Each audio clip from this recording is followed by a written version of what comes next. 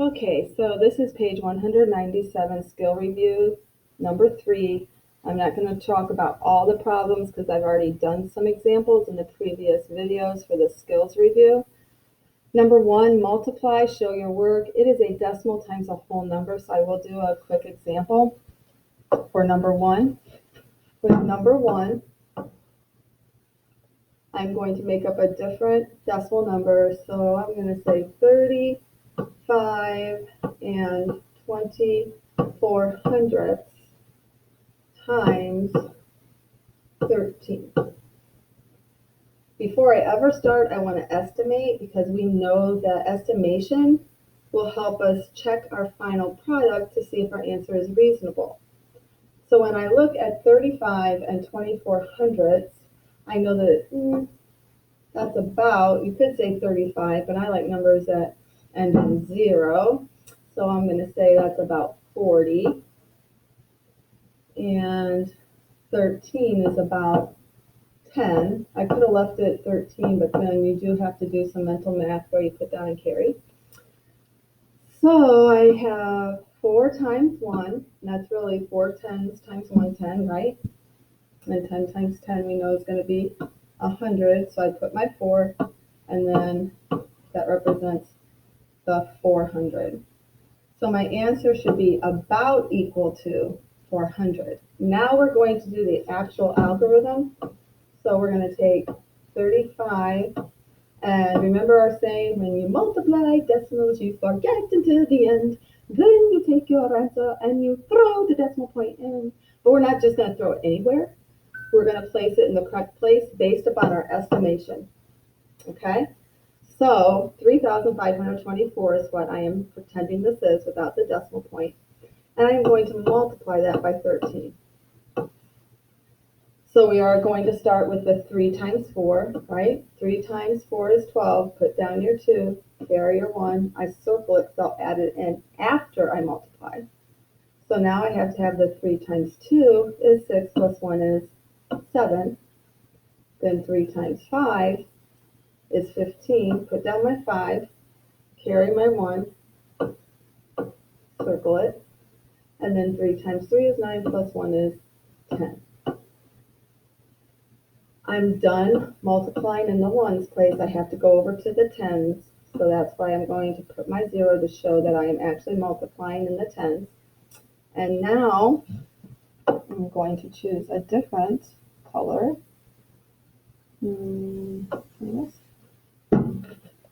And I start with the 110, and I go all the way back to the right. So I start with the number farthest to the right. 1 times 4 is 4, and then 4 times 2 is 8. Right, 1 times 2, sorry guys. Hang on, gotta erase. I'll have 2 more lines. Okay, so let's start this part over. I don't really like the orange, but I'll stick with it. Okay, so we put the 0 here because I know that I moved over to the tens place. 1 all the way over to the right, you multiply as far to the right as there are numbers and you work your way to the left. So 1 times 4 is 4, 1 times 2 is 2, 1 times 5 is 5, and 1 times 3 is 3.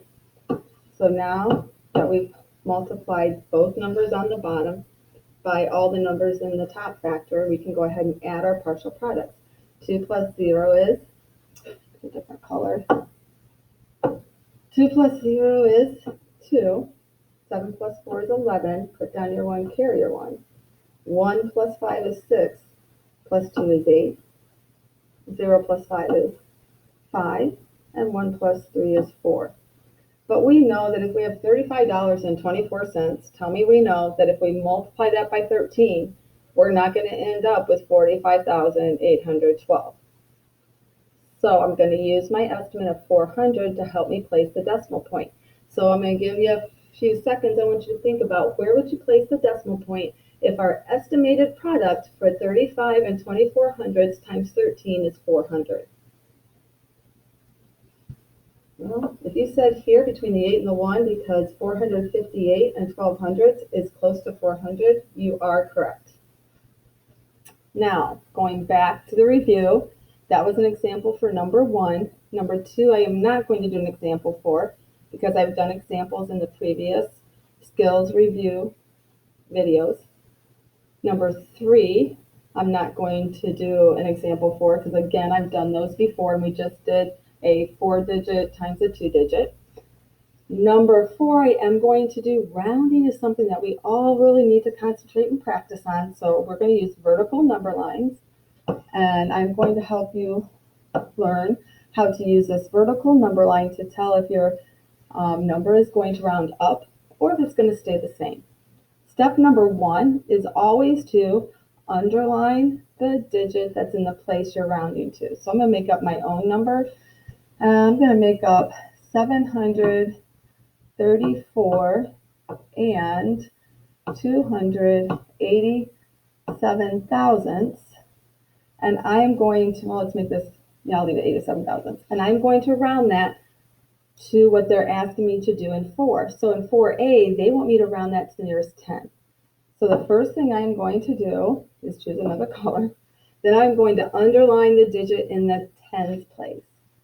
So this 3 is in the tens place. So if I am rounding this, I know that that's like 73 tens, correct? So my answer is going to be somewhere between 730, that's the closest 10 that's below 734, or 740. And what is halfway between 730 and 740? 735.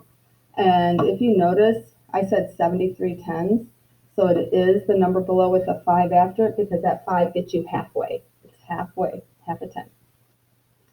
Now I'm going to look at the actual number I had, which is change my color back, 734 and 287 thousandths. And let's see, where would that fall? Would this 734 and 287 thousandths fall below 735 or above it? Well, if you said below it because it's 734 and, correct, then you are correct, which means rounded to the nearest 10, that is going to round to 730. We're going to use the same number, and be patient with me because I'm still using a little tiny eraser. I see something else there, but I'm afraid to push it now because I'm afraid it will stop the video or take away everything I've done. So I'll try that after this video. So now I'm going to round the same number to the nearest ones. Remember, I'm not doing yours, which I actually shouldn't even have written that there. I am not doing yours. I'm doing my own example.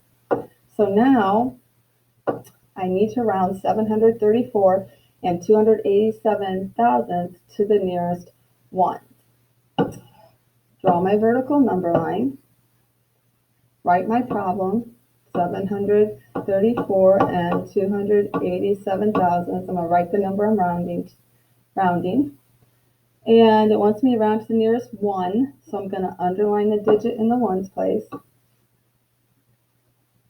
Now, I know that if I'm rounding to the nearest 1, my answer is either going to be 734 or, if we're counting by 1, 735. Now I have to put the halfway point. Well, the halfway point is always going to be this number, followed by a 5, but I'm in the ones place, which means my 5 has to be in the tens place.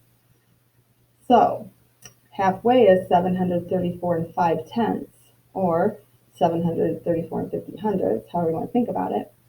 Our number is 734 and 287 thousandths. So 734 and 287 thousandths. Since this goes to 3 places, I'm actually using the decimal place to help me round. I can put zeros there, can't I? And that's the same. It's the same value, we just put some zeros on the end.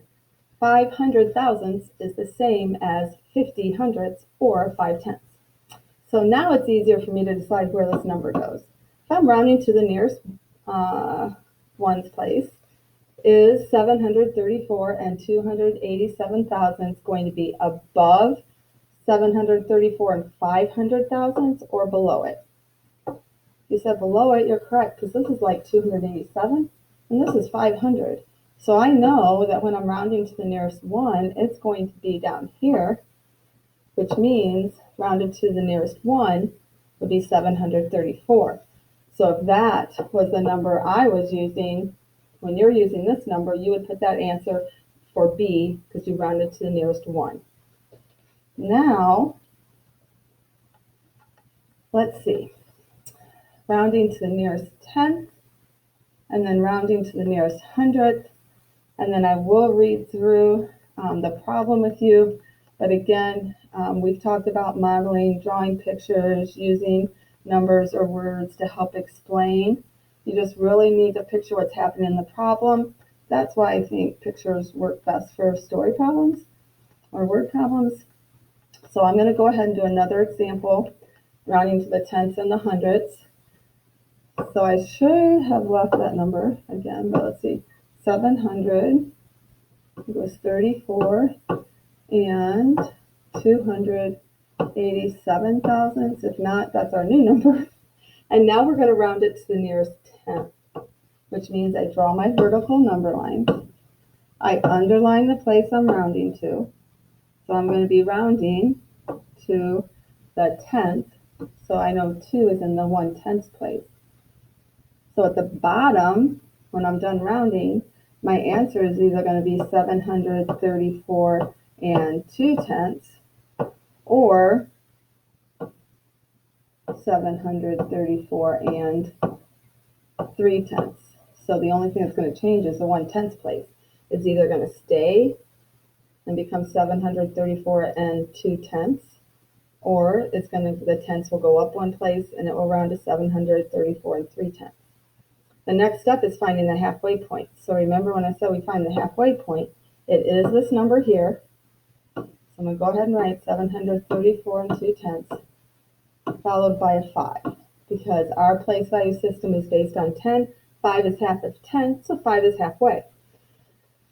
And again, since this number that I have goes all the way to the thousandths place, it might help me place it if I have 3 decimal places in each of my choices. So I'm going to do, so now they all go to the thousandths place. I have not changed the value.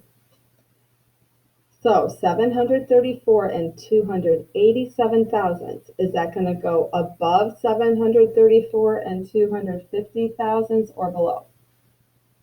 And if you said above, you're correct. This number, okay, we have 787 and 287 thousandths. It asked us to round it to the nearest tenth. So rounding it to the nearest tenth, I know it is going to be 734 and 3/10. So now I'm going to go back and just kind of erase these zeros that help me place the number. But again, I'm rounding to the nearest tenth. So my answer should show that I rounded to the nearest tenth. Initially, we said it'll be 734 and 2/10 or 734 and 3/10. I know I'm getting boring, so I'm trying to get through this. I don't really think I'm going to do the hundredths place because you could use all of these examples to help you be able to solve. So next thing I'm going to do is just read through problem number 5 with you. Problem number 5 on page 197. Problem number 5 on page 197. There was 1/2 of a cake left over from Hannah's birthday party. When she and her sister came home from school the next day, they ate 2/3 of the leftover cake for a snack. How much of the whole cake did the girls have for their snack? You need to write an expression to represent the problem, and remember, expression does not have an answer.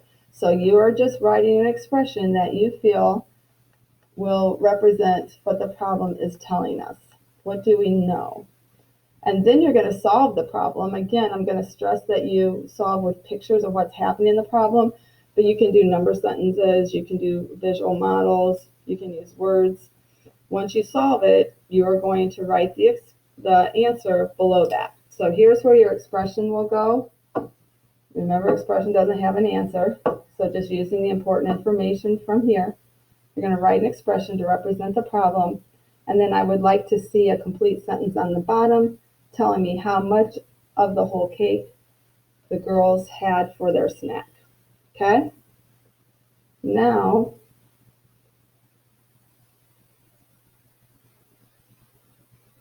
I am going to stop this video. Don't worry, because the problems I didn't do, once you look at the answer keys, I will come back and do some individual videos for the problems that are missed.